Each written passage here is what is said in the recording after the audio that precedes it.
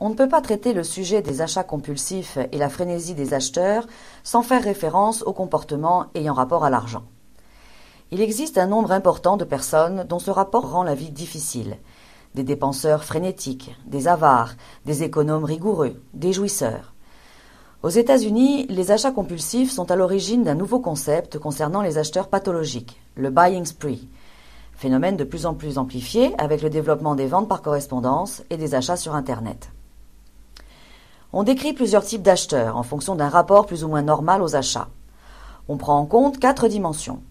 L'importance de la sensation de manque ou de besoin, l'implication dans la situation d'achat, la fréquentation des magasins et les relations avec les vendeurs, la signification psychologique de la dépense et de la possession. Premièrement, le consommateur émotionnel est très attaché au symbolisme et la valeur sentimentale de l'objet acheté. L'achat apparaît comme une autothérapie anxiolytique et ou antidépressive.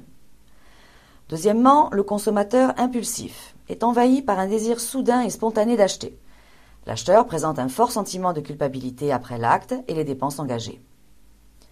Troisièmement, le consommateur fanatique, véritable collectionneur, achète le même objet ou type d'objet de manière répétée.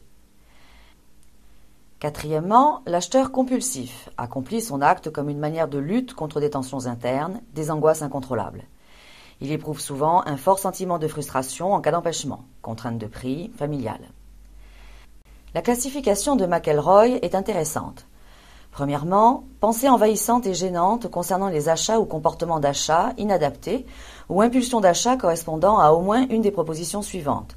Soit pensée envahissante et gênante concernant les achats ou impulsions d'achat vécues comme irrépressibles, intrusives et dépourvues de sens, soit achats fréquents supérieurs aux capacités financières, achats fréquents d'objets inutiles ou achats d'une durée plus longue que prévu.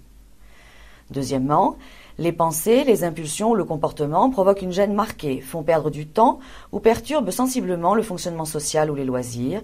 Ils entraînent des difficultés financières, dettes, interdits bancaires. Troisièmement, le comportement excessif d'achat n'apparaît pas uniquement pendant les périodes de manie ou d'hypomanie.